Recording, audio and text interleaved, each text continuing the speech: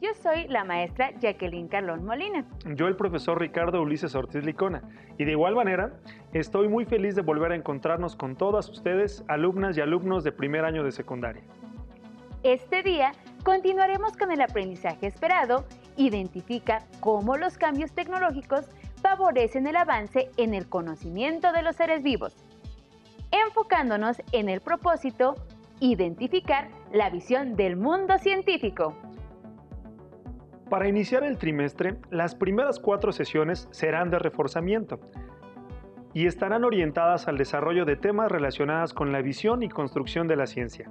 Además, conoceremos las características de los proyectos, pues elaboraremos uno durante el trimestre, explicando las fases que veremos. Por lo cual, les invitamos a sacar a esos científicos que llevan adentro. En este segundo trimestre seguiremos trabajando también con el abecedario biológico, pero ahora con una nueva estructura que nos ayudará a mejorar su visualización e implementación. El formato que les sugerimos lo pueden ver en pantalla. Para elaborarlo, coloquen su cuaderno de forma horizontal. Realizarán 4 divisiones. La primera será para colocar la letra con la que inicia la palabra seleccionada o letra índice. En la segunda columna, escribirán el concepto que se estudió en la sesión. En la tercera, definirán dicho concepto y en la última columna, elaborarán un dibujo representativo. Aquí les presentamos un ejemplo con algunos conceptos ya definidos. Para iniciar con la primera palabra del nuevo formato del abecedario biológico, en esta sesión podrán observar 12 letras que están pegadas en alguna parte del estudio. Y ustedes podrán observar en su pantalla, las cuales formarán la palabra que deberán integrar. Búsquenlas, anótenlas y ármenle el concepto. Pongan mucha atención porque al final de la sesión descubriremos cuál es esta palabra. Como cada sesión, les invitamos a estar atentas y atentos, tomar nota de todos los datos nuevos e interesantes que trataremos. Pueden utilizar esquemas u organizadores gráficos que les permitan sintetizar lo más importante. Para ello, tengan a la mano sus materiales como los que ven en pantalla. ¿Están listas y listos? ¡Manos a la obra! Les comentaré una situación que me hace dudar demasiado. Escuché las noticias internacionales que cuando las personas iban al centro médico a ponerse la vacuna de la influenza, se encontraban con algunas personas afuera del centro médico, repartiendo volantes que decían que la vacuna era peligrosa y que era un medio para mantenernos controlados, casi como robots. La verdad, esto me preocupó y me hizo dudar mucho al vacunarme. Ahora no sé qué hacer o qué pensar. Lo entiendo, maestro, pero le sugiero que evite creer todo lo que escucha. Le comento que una vacuna es cualquier preparación destinada a generar inmunidad contra virus o bacterias que provocan infecciones o enfermedades, estimulando la producción de anticuerpos. Puede tratarse, por ejemplo, de una suspensión de microorganismos muertos o atenuados, o de productos o derivados de microorganismos y son totalmente seguras, ya que se realizan diversas pruebas antes de la aplicación a la población en general. Entonces, ¿por qué la gente comenta que son tan dañinas? La desinformación genera dudas y puede promover que tomemos malas decisiones. Normalmente, esas personas no consultan fuentes científicas y se dejan llevar por rumores que escucharon de alguna fuente que no cuenta con sustento científico. Tiene toda la razón.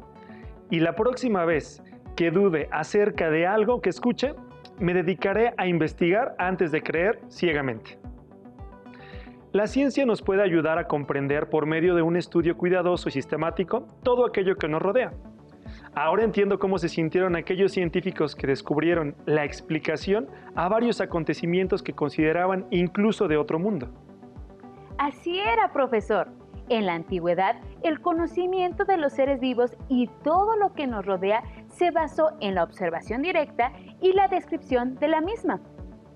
Algunos eventos como epidemias, terremotos o eclipses tenían explicaciones sin ninguna base científica y la mayoría de ellas se atribuía a castigos divinos o algún maleficio. Sí, en épocas inclusive tener conocimientos de herbolaria podría ser mortal para las personas, ya que eran catalogadas como brujas. Afortunadamente, esos tiempos quedaron atrás y ahora los conocimientos han ayudado al ser humano a comprender y beneficiarse del mundo que nos rodea. El conocimiento científico nos puede ayudar a reconocer por medio de un estudio cuidadoso todo aquello que podríamos considerar inexplicable y gracias a ello podemos entender y explicar nuestro entorno. Sin duda alguna, todo este mundo es comprensible, aunque en ocasiones cuesta trabajo creer lo que los libros o los maestros nos enseñan en la escuela. Por ejemplo, en la clase de biología nos dicen que todos los seres vivos estamos hechos de células y que existen algunos microorganismos que solo están formados por una. Pero, ¿cómo evidenciarlo?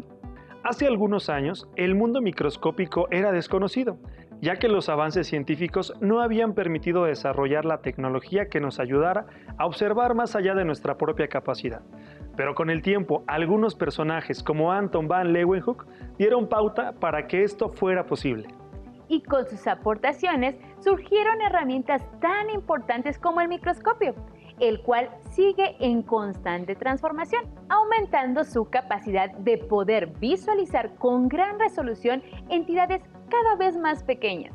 Ahora, para responder a sus cuestionamientos, usemos esta tecnología y hagámoslo. ¡Perfecto! ¡Experimentemos! Pásale, maestra.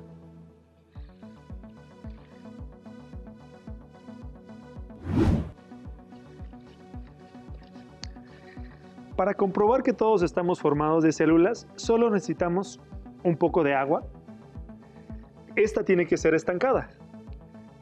Una planta, un gotero, un bisturí, o puede ser un cúter, un microscopio, portaobjetos y cubreobjetos. Maestra, recuerdo que anteriormente se explicó que los seres vivos están divididos en 5 reinos. Y uno de ellos es el Plantae, y que incluye a todas las plantas. ¿Qué le parece si usamos esta planta como ejemplo para poder comprobar si están constituidas por células? Muy buena idea, maestro Ricardo. Necesitaremos obtener una muestra, para lo cual utilizaremos el cúter o el bisturí. Okay. Adelante, maestro. Procedemos a cortar una hojita de esta planta de lechuga. Y el bisturí, aquí está el cúter. Y vamos a tomar una muestra únicamente, muy delgada y con mucho cuidado, por favor, de esta planta. Lo más delgada que se pueda para que podamos apreciar las células dentro. Luego la colocamos en el portaobjetos. El maestro la va a acomodar mientras yo busco la gotita de agua.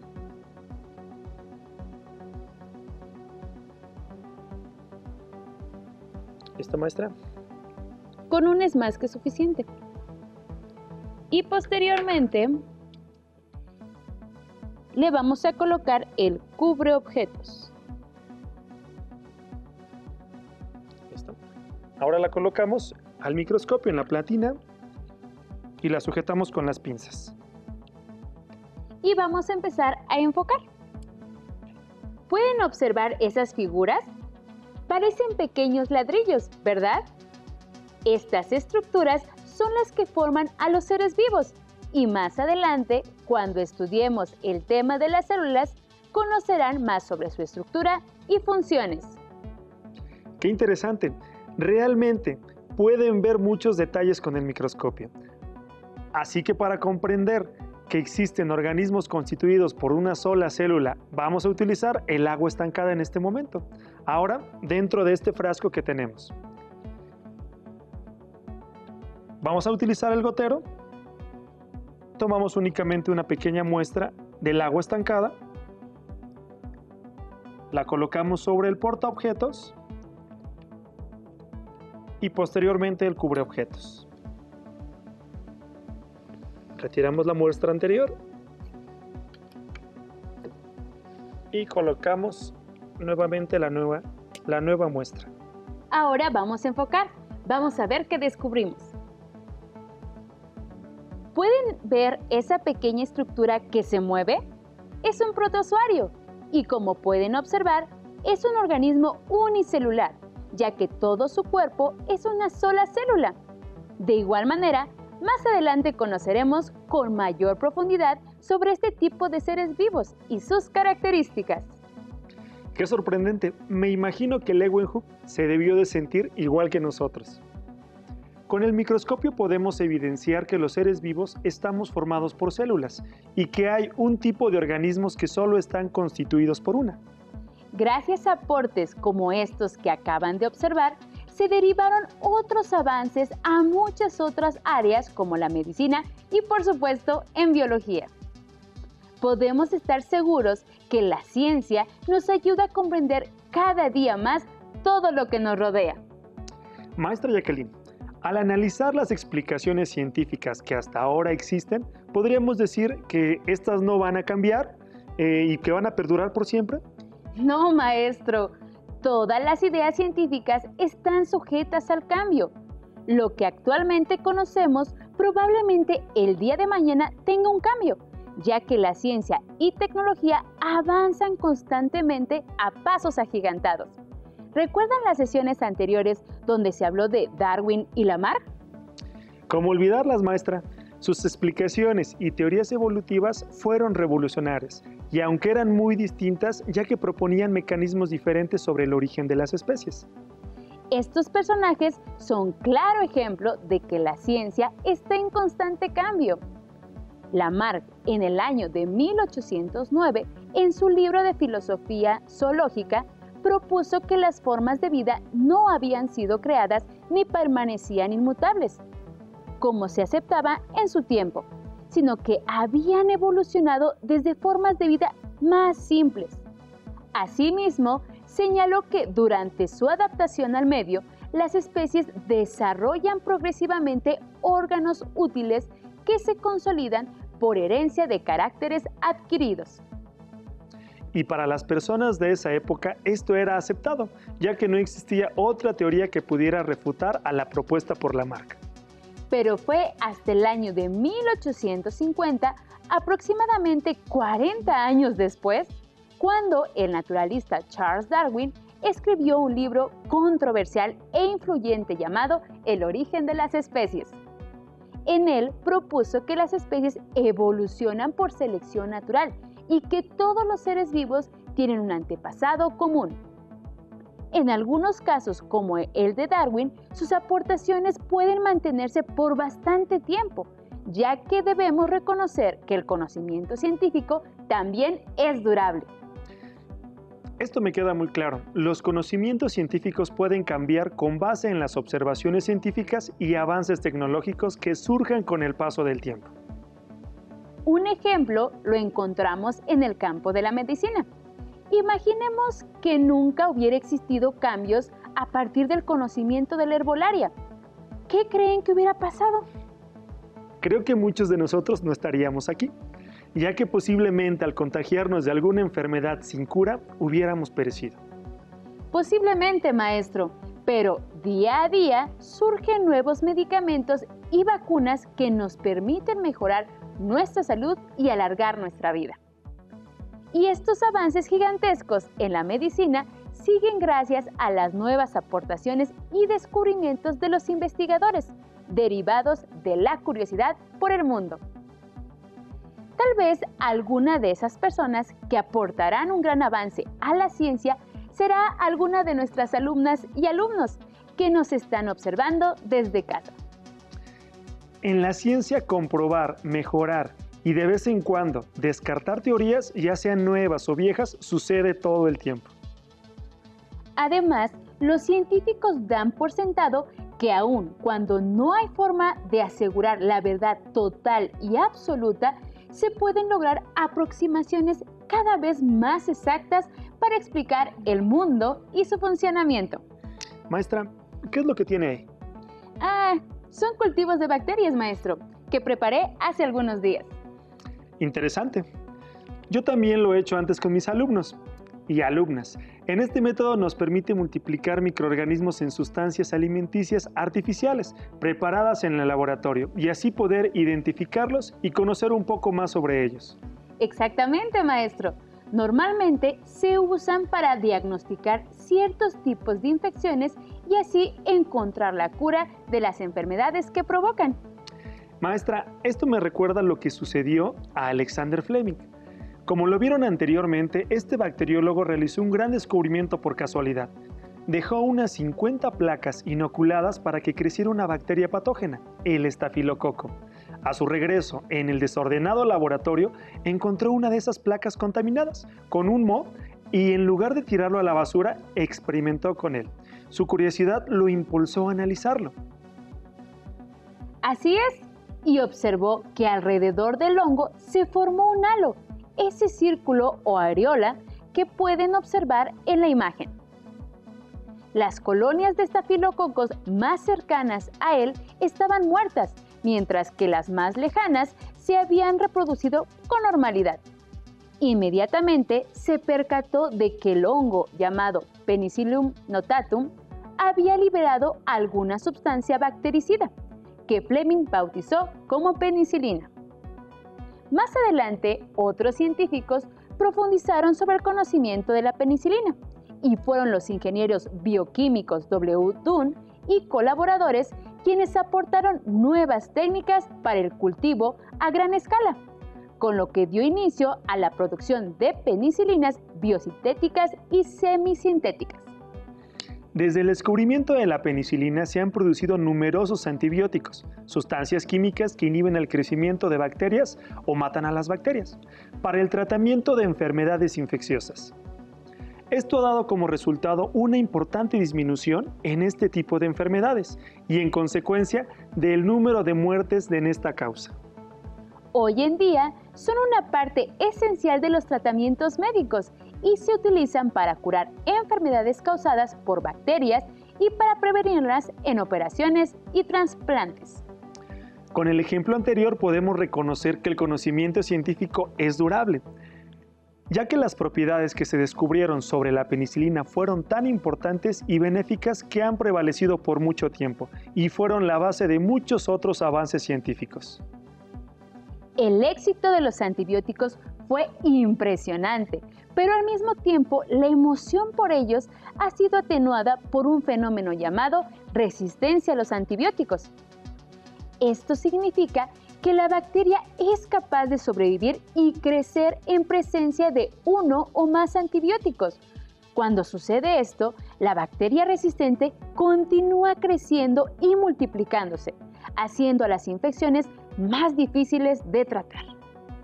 Enfermedades que habían sido el azote de la humanidad en épocas pasadas y que prácticamente se habían extinguido, en la actualidad ha habido nuevos brotes de ellas. Por ello, actualmente en todo el mundo se están desarrollando alternativas nuevas e interesantes para darle solución a la problemática de la resistencia a los antibióticos y a la necesidad de nuevos fármacos dada la escasez de medicamentos eficaces y efectivos.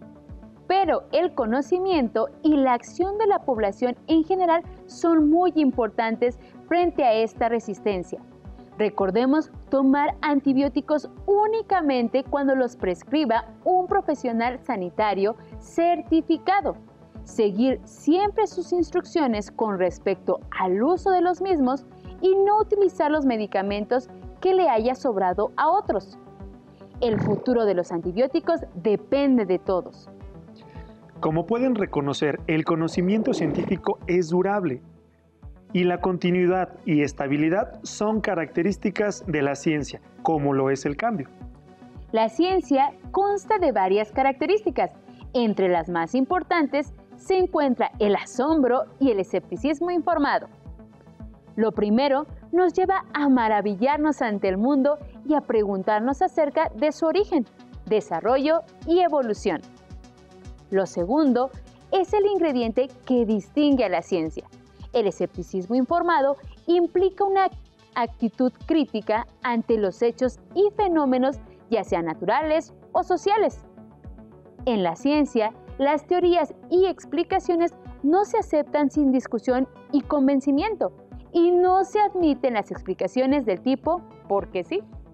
Sería maravilloso que las personas aplicaran realmente la mezcla de ambos casos, llenos de asombro, abiertos a toda idea sin rechazar nada si no es por una buena razón, pero al mismo tiempo y con algo innato exigiendo niveles estrictos de prueba.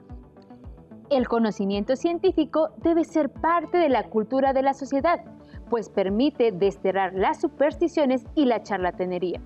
En los medios de comunicación impresos y electrónicos son escasos los espacios dedicados a la ciencia y abundan los que de una manera u otra fomentan prejuicios, estereotipos y pseudociencias y supersticiones.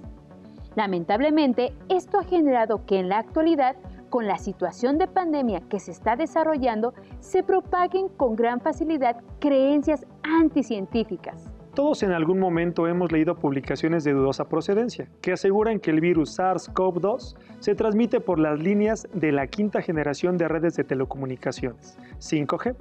Esto es absurdo, pues hasta el momento ningún ser se puede transportar de manera electrónica.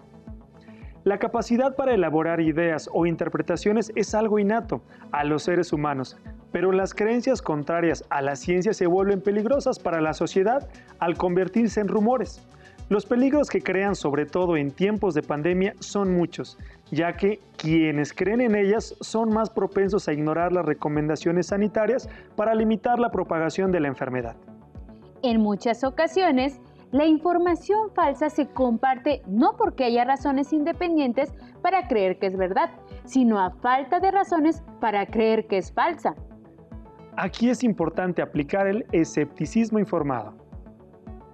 En estos tiempos de gran incertidumbre, debemos desarrollar y aplicar nuestro escepticismo informado y acercarnos a las fuentes oficiales para poder conocer lo que está sucediendo y aplicar las medidas de prevención que debemos seguir. Recordar que el personal médico y todos los que participan en el sector salud están dando lo mejor de sí por cuidarnos y protegernos. Respetemos y apoyemos esta gran labor. Como pudieron reconocer, los científicos comparten conocimientos y actitudes básicas acerca de lo que hacen y la manera en que consideran su trabajo. Estas tienen que ver con la naturaleza del mundo y lo que se puede aprender de él. Los científicos opinan que a través del intelecto y con la ayuda de instrumentos que extienden los sentidos, como el microscopio, las personas pueden descubrir patrones en toda la naturaleza. Tomando en cuenta lo anterior, les proponemos el siguiente reto.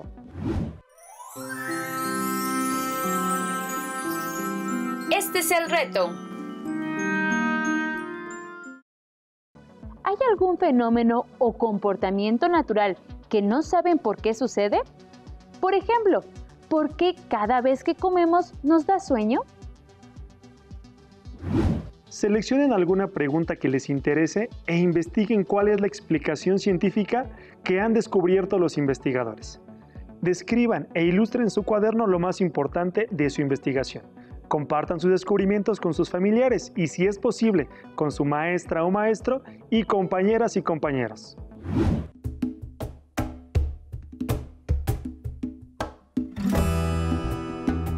Abecedario biológico. Para culminar con nuestra sesión, vamos a descubrir la palabra que les sugerimos anotar en su abecedario biológico. Vayamos a buscar las palabras. ¡Vamos!